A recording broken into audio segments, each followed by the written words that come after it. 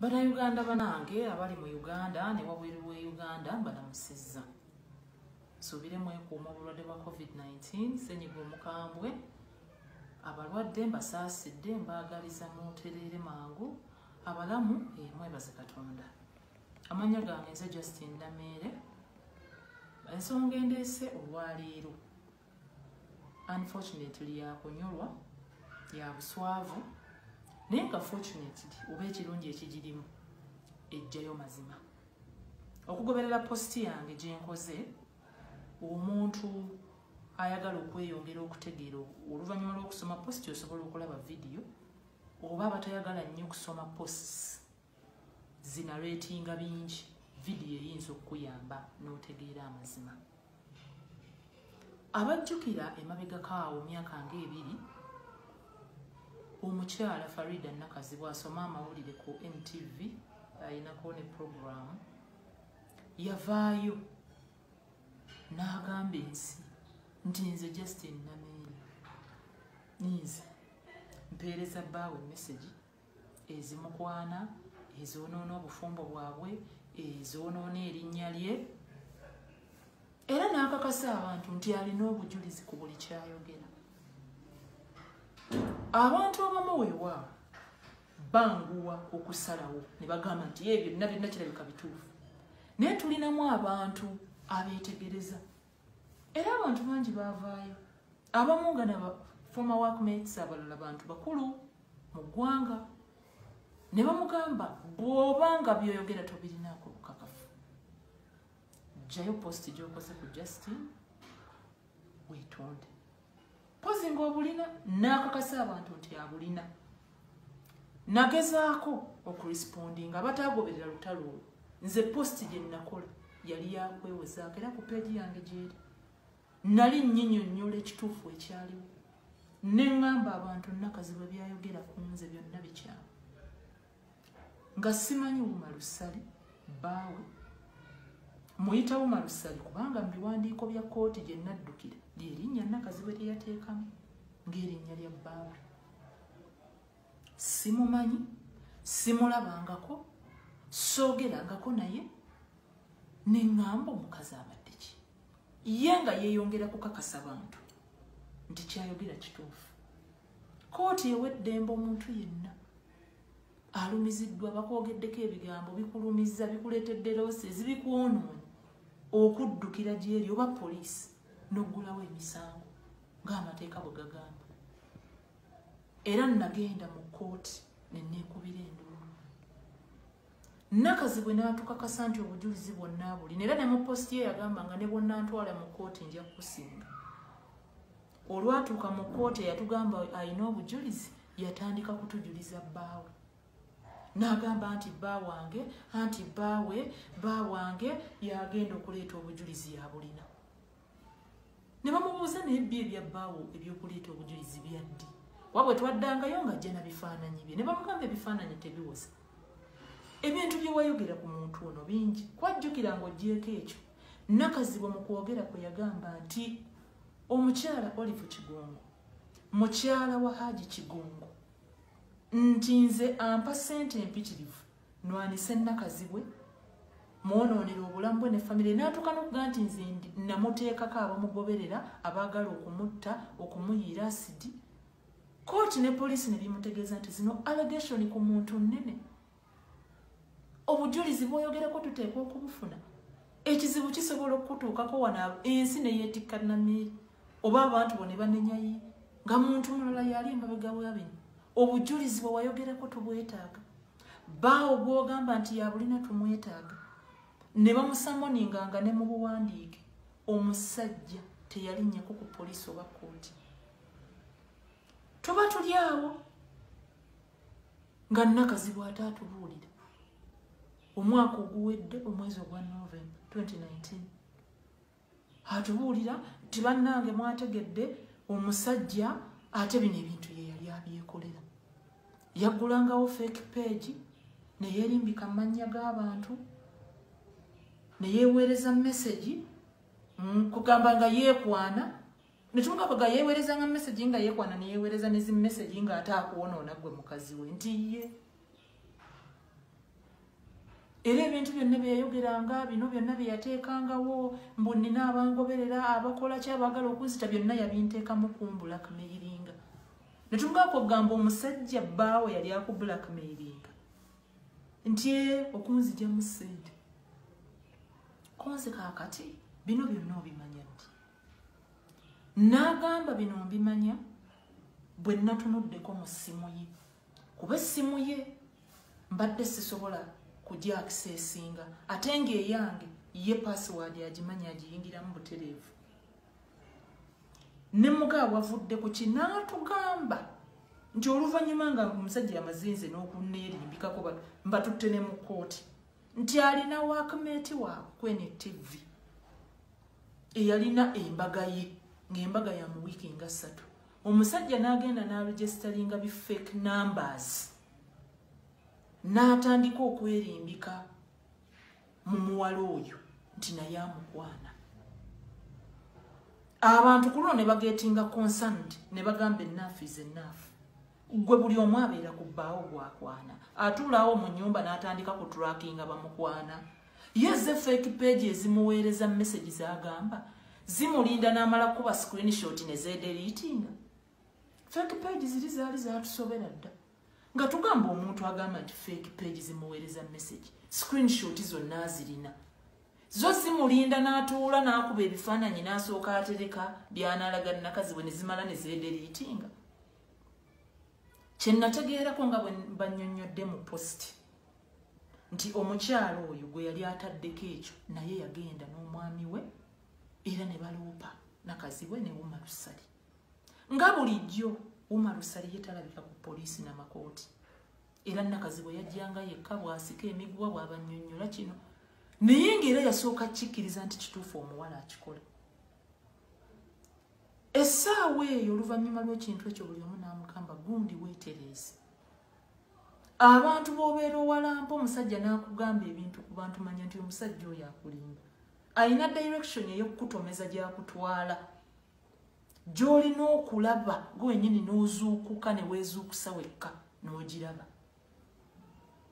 atandika ye atugamba nti okuva ku tayimu eyo atandika okwekengera luba olwo era ng'ennaku z'omubbi bwe zibaana akebera essimu y'omusajja yali yeerabidde endowoozo girookinga oba password yali tennagirookinga agikebera asanga kazambi kasasiro yenna omusajja gw'abadde akola yeerimbika mu bantu bifeeki peegi bye biki byonna biraba mu ssimu wa poliisi yalemerangako nnyo leeta omusajja oyo n'essimu ze omusajja nga tajja era twambala ne tukizuula lwaki yali tajja asumulula essimu alaba buli kimu ne mugamba kaakati mukyala nnyabo obadde oyagala nkuyambe muki naŋŋamba njagala onsonyiwe kubanga nange ndi victim n'agamba nti naye yennyini nnakazibu omusajja yatuukanga ng'amu blackmailinga nga ye nti yagendanga mu ssimu ya nnakazibwe ng'ajja accessinga amanyi password ye n'akuba screenshot conversation za nnakazibwe n'abantu ab'enjawulo n'abiweereza ng'ate akozesa ennamba nnakazibwe z'atamanyi nga yeefudde omuntu omulala ng'amugamba twahakinze essimu yo we hacked your phone era bw'otatuwa ssente bweziti bino ebintu tugenda bibuulira public konze ne mubuuza kubanze engoberera otuula wali n'oyogera n'engoberera ne mubuuza bwe wamugambanga nga bbaawo nti bambulackmailinga waliwo abampeereza message baagala mbawe ssente yakuddangamu muki n'agamba yaŋŋambanga bawe ssente bakuleke kuba ye yali abikola ne mugaggwawo wonna era ng'obwongo bwo tebunnakuwa sigino nti omusajja ono n'agamba nasuspectinga nga naye nga bw'omanyi ayogera bino ayogera biri alina kye yali yakola unfortunately n'embeera nga ekyo kyekyaliwo nga mbikkiriza ne mugamba essaawa eno omusajja ono abadde abeerawo era ng'obeerawo nti abadde abeera mu nnyumba yange konzi oyo ayina kapasite ekola ebyo alina obudde n'obwongo obutono obuyinza okutandika okwerimbika mu mannya g'abantu batuuke n'okutwala mu kkooti gy'omazeemu emyaka twewuba ku mapoliisi nga ye yali mizannyo gye ali waka wobeera n'abaana bo abaana abawala ne mugamba lwaki teweegendereza ne muganze essaawa eno sirina kyakugamba kuba kati o admitins ne bwe neeyongereyo n'omusango ndi wakusinga essente ze banaakugamba okumpa nakazi bwe nkakasa tuzirina ne mugamba kakati nnyabo kwateko genda ku Facebook yo gye wasooka okunteekako ebigambo ebimpaayira abantu obabuulire ti ebigambo bye nayogera ku Justin Nameere byali bikyamu Nazuule yabikola oli waddembe okubabuulira Katemba wa bbaawo nti yabadde abikola oba oli waddembe okubabuulira obubuulizi nti Justin si yabadde abikola ne mugamba beyond that tetulina kyakwogerako nangamba Justin nange omusajja namukyaye era n'erinnya essali nalyeggyeko kati neyita Farida Nakazi we ne mmawulire na buli kimu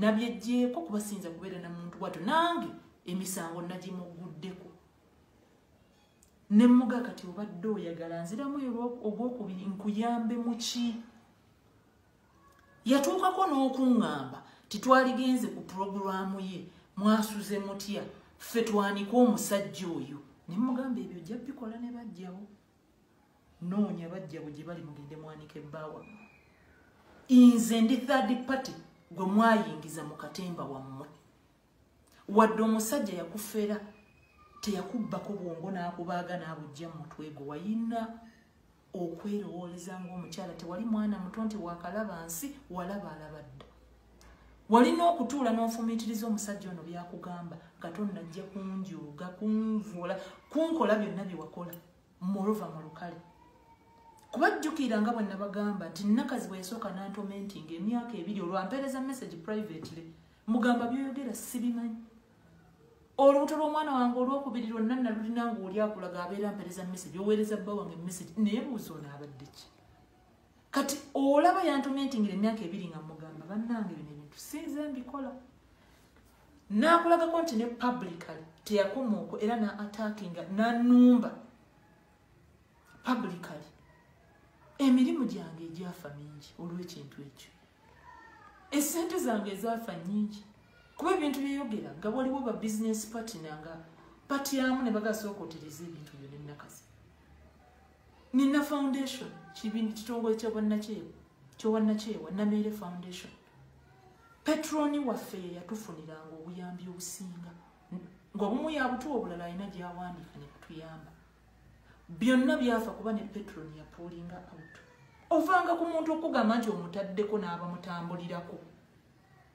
omusajja oli oba yatuulanga awo oba omutwe gwe tegukola n'agatta bintu ate nga ne gwe babibagamba Nakazi bwoba naye aliko ki nze sirabanga ku mukyala gwe bayita Olive Kigwala era soogerangako naye mmanyi mwana w'omu ku bamaneja ku UBC gye mbadde ne share drink from my cup sirina kirala kiwanvu kye mbamanyiiko nga family soogerangako naye naye Nakazi bwe yali convinced nti nze Olive ampa ssente embitirivu nti nze nnombe Nakazi without proof kakati essaawa eyo amaze alabye nti ate bbaawe yabadde abikola kati gomanyibo byonna ebiboozi bye wawuliranga Kigongo ayagala kutta musajja yatugamba nti omusajja yali tayagala kujja kwanjula nga talina ssente zijja kwanjula okwanjula kubulayo ennaku 3 n'apangawo ekiboozi nti nze Haji eyali bbaawe ayagala kunzita kati oli nti olw'okuba erinnya ly'eddene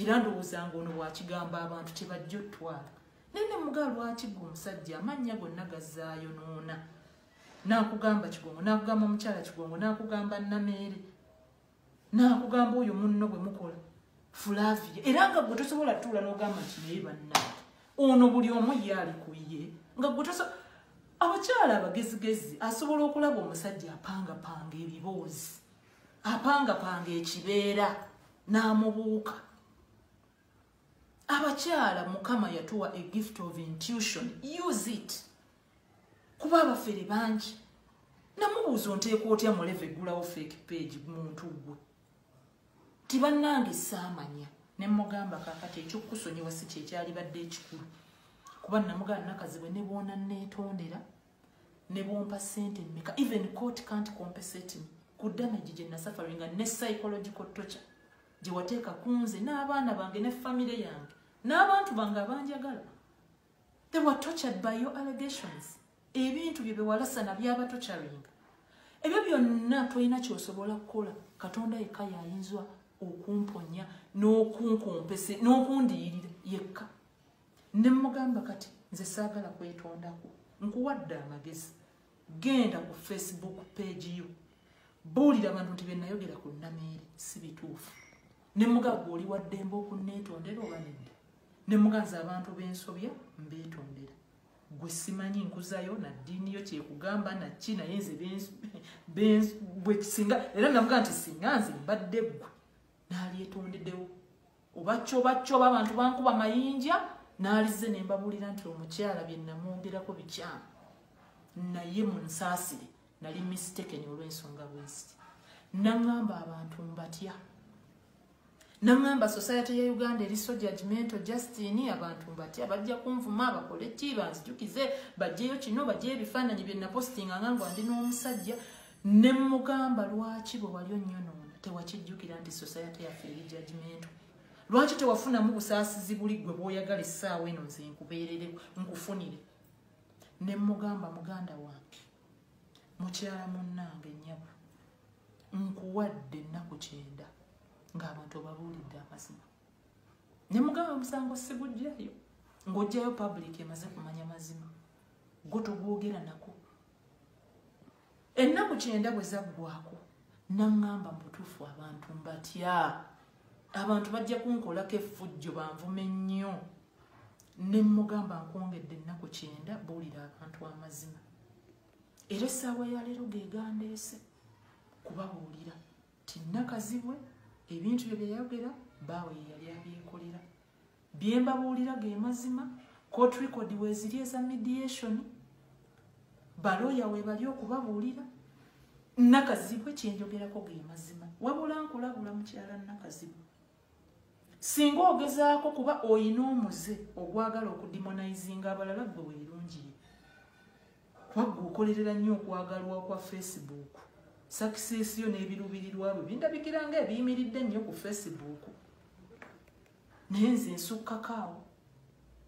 Nkulayiriraga nnyabo singa oleetawo embeera eyagala okufuula nti kyenjogerako tokimanyi.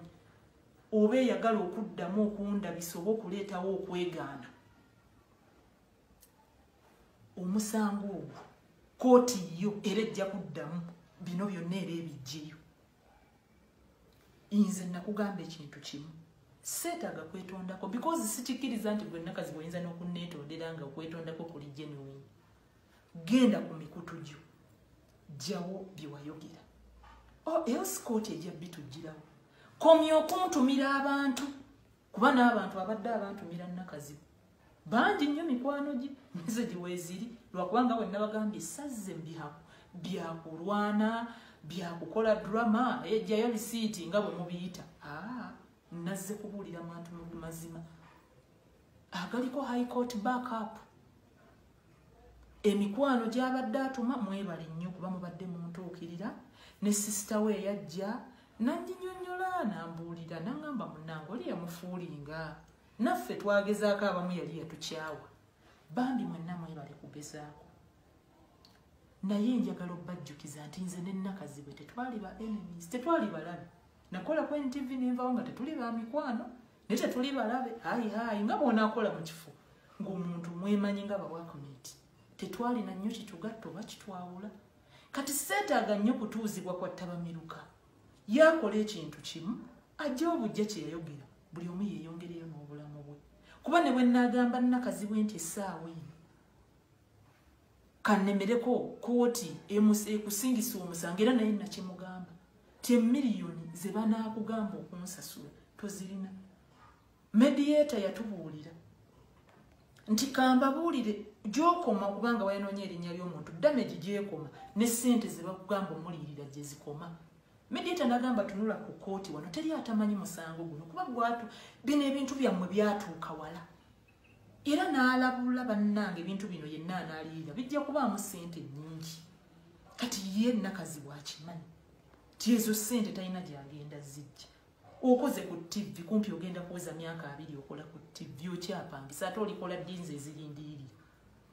Wano omwana bwe yayogerako nti bannange nedda nze ndaba industry si esasula obulungi mwamwetikka gwe wennyini wamwetikka. Kati byenjogera ge mazima naawe okimanyi toyina gy'ogenda kujja ssente nze zindiirira Justin. So kola ekijja mu myaka gyo, kola amazima ng'omuntu ali mu kisiibo, kola amazima ge bayita amazima. Kuba kankubuulire nnakazibwe n'omuntu yenna ndaba. Only the truth can set you free. Amazima ge gakufuula ow'eddembe. Only. Kuno okwekoza ne mwekoza bu Facebook ne mukola ki ne mubikirira ensi. Dinayo teyina kyekuyamba. Amazima ge gakufuula ow'eddembe. Era nze namugambirawo nti nze mba kuba ggwe. Nze gya bulungi nnyo abantu ne mbabuulira kuba ge mazima. Amazima kwe gakufuula ow'eddembe so so okwekoza. Maliriza ngamba bwenti. Omuntu yenna ali eyo nga baali bakuwaayiddeko gw'omanyi kyempulira. Omuntu nga tebakuwaayirizangako balituuka ne bakuwaayiriza kuba ensi ewaayira.